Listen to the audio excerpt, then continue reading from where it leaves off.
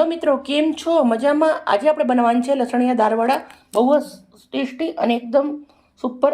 તમે અમદાવાદના દાળવડા ખાધા હશે, પણ અમદાવાદના દાળવડાને 100 વાર ટક્કર મારી એવા સરસ મજાના આપણે દાળવડા બનાવીશું. ઘરે જ બનાવવાના છે. તો 3 ગાંઠ લસણ લીધું છે, એને ફોલી ઝીણું સમારી લેવાનું છે. પછી 2 નંગ ડુંગળી છે, એને પણ ઝીણી સમારી છે. લવિંગિયા મરચાં છે થોડા, 10 થી 12 નંગ એટલા એને ટકા કરી લીધા છે. સોપારી એટલું આદું લીધું છે, એને પણ આવી રીતના કટ કરી લીધું છે પાતળું પાતળું. આદું અને લસણની એક પેસ્ટ બનાવી દેવાની છે, અને સાથે આપણે આ દાળને વાટી લેવાની છે. તો આપણે કલમાં બી વાટી શકાય, મિક્સરમાં બી વાટી શકાય, પણ આપણે મિક્સરનો ઉપયોગ કરવાનો છે. જે મસાલા કરીશ એ ઘડી તમને બતાવીશ. મિત્રો, ઠંડીની મોસમના અંદર આવું એકદમ મસ્ત થોડું લસણવાળું એવું ખાવું જોઈએ, સેહત માટે બહુ જ સરસ રહે છે. તો ચલો બનાવવાની રીતે આપણે ચાલુ કરીએ. સૌથી પહેલાં દાળને પીસી લેશું. મિત્રો, મેં દાળ 5-6 પાણી ધોઈ ઉપરનો ભાગથી આવી રીતના હલાવી અને ફોતરા કાઢી લીધેલા છે. ફોતરા અને દાળ અલગ કરી લીધી છે. તમે ફોતરા ના કાઢો તો બી ચાલે, પણ મેં ફોતરા કાઢી દીધા છે.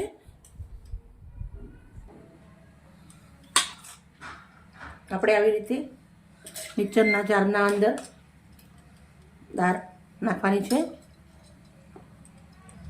પાણી નથી લેવાની, પાણી વગર જ પીસવાની છે. આપણે સાથે થોડા આના અંદર મરચાં અને આદું પણ સરસ વાટી લેશું. બીજો મિક્સરનો જાર બગાડવો ના પડે અને ભેગું વંટાઈ જશે.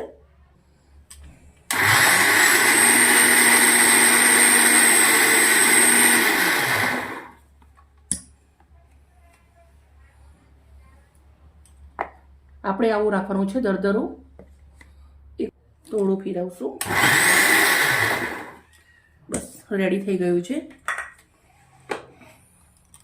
ના નાનું ના મોટું, બધું જ મિશ્રણ આપણે આવી રીતે હું રેડી કરી દીધું. થોડા દાળના દાણા પણ અંદર નાખીશું. બધી જ દાળ આપણે પીસી અને રેડી કરી દીધી છે. દાળ તો સરસ પીસી રેડી કરી દીધી, પણ દાળને હવે આપણે ફેટવાની છે આવી રીતે. બહુ બધી મહેનત કરવાની. સરસ મજાની દાળને આવી રીતે મરચાં અને આદું બધું નાખેલું છે, મસ્ત આવી રીતે પહેલાં 10 મિનિટ સુધી ફેટવાની છે. જેટલી આવી રીતના દાળ ફેટશું એટલા જ તમારા દાળવડા બહુ જ સરસ બનશે, બહુ જ મસ્ત. કંઈ પણ જાતના ઈનો સોડાની જરૂર નથી અને સુપર દાળવડા બનશે. એટલે આવી રીતે આપણે સરસ મજાનું ફેટું છું. હવે આપણે મસાલા કરીશું. મિનિમમ 10 મિનિટ સુધી મેં આવી રીતે ફેટી લીધું છે. એકદમ મસ્ત રેડી થઈ ગયું છે બેટર. જો આવી રીતે પડે એટલે રેડી. દાળ ફેટી લીધી. સૌથી પહેલાં મસાલાના અંદર મેં 1 ચમચી મોટી એટલી જીરું લીધું છે, એને હાથથી આવી રીતે મચળવાનું છે. પછી નાખી દઈશું. પછી અંદર આપણે જે ઝીણી ડુંગળી સમારી રાખી છે એ નાખી દેવાની છે.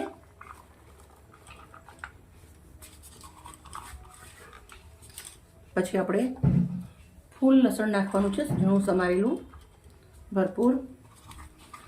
આ શિયાળાની તમને ઠંડી ઉડાડી દે અને શરદી ખાંસી મટાડી દે. હવે આપણે જે દાળ પલાળી છે એ રાખી છે, એ બી થોડી નાખી દેવાની છે અંદર.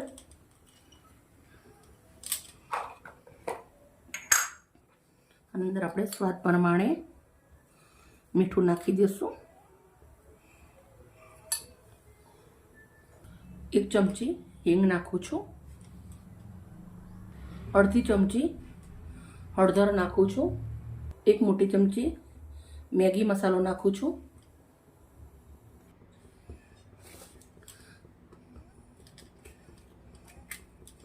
1 લીંબુનો રસ નાખવાનો છે.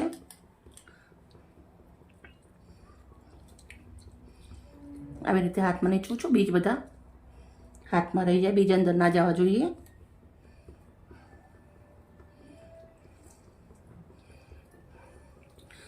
આ તમને પરફેક્ટ બધા મસાલા બતાવવાના હતા, એટલે મેં દાળના છોતરા કાઢતી નથી બતાવ્યું, કેમ કે નોર્મલ આપણા ઘરના અંદર દાળવડા છે, મગની છૂટી દાળ છે, એવું બધું બનાવતા જ હોઈએ, એટલે છોતરા તો બધાને આવડે જ ખરા કાઢતા. બસ આવી રીતે રસ લઈ લીધો છે.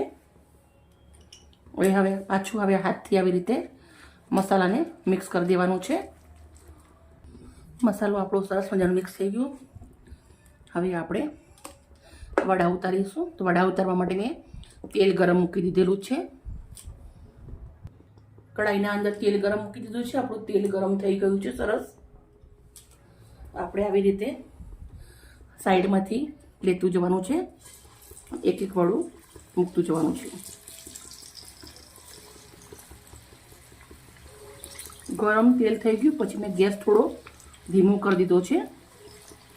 આપણે આવી રીતે થોડું થોડું બેટર લેતા જશું અને વડા મૂકતા જશું. એક સાઈડથી લેવાનું એટલે જ્યાંથી કરી તમને લેતે બી ફાવે અને સરસ બી રહે. મેં હાથનો ઉપયોગ કર્યો છે, તમે ચમચીથી બી મૂકી શકો છો, પણ હું રોજ બનાવું છું ઘરે એટલે આવી રીતના હાથથી બનાવવાની ટેવ પડી ગયેલી છે.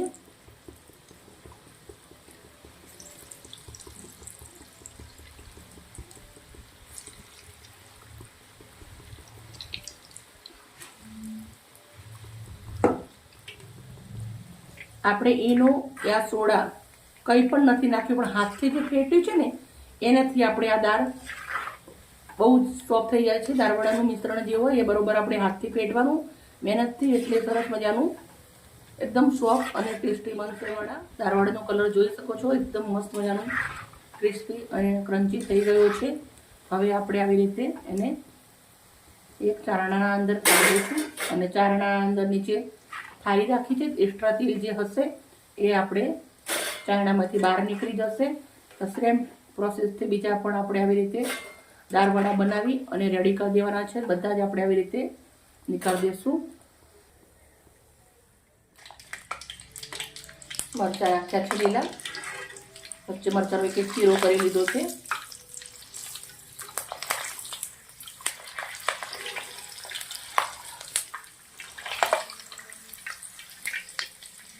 ગેસ બંધ કર્યા પછી આપણે મરચાં નાખવાના છે.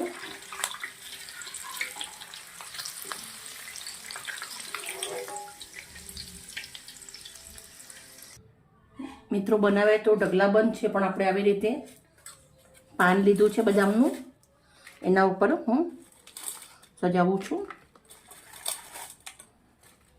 મસ્ત મજાની ચટણી, મરચાં, ડુંગળી પણ હશે, બહુ જ મસ્ત.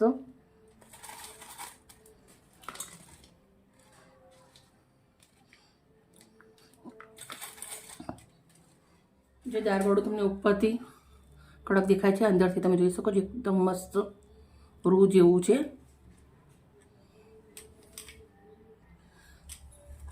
કશ્મીરી ચટણી, લાલ મરચાંની,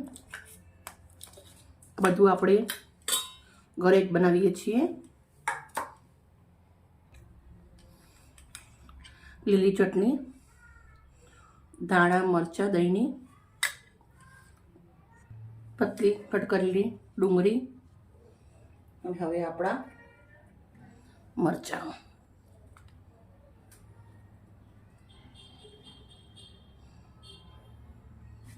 મિત્રો આજનો વિડીયો થોડો મોટો છે, પણ એકદમ પરફેક્ટ રીતે તમને બધું બતાવ્યું છે. મસાલા કેવી રીતે કરવા, કેવી રીતે બધું કરવું, એટલે થોડું વાર લાગી જાય. પણ અમારો વિડીયો સારો લાગ્યો હોય તો પ્લીઝ અમને એક લાઈક કરજો, દોસ્તોને શેર કરજો. અને કાલે જ આવી મજેદાર રેસીપી સાથે પાછા મળીશું. શિયાળાની મોસમ ચાલુ થઈ ગઈ છે, સરસ મજાના આપણે રોજ રોજ નવું નવું લઈને આવશું. બાય.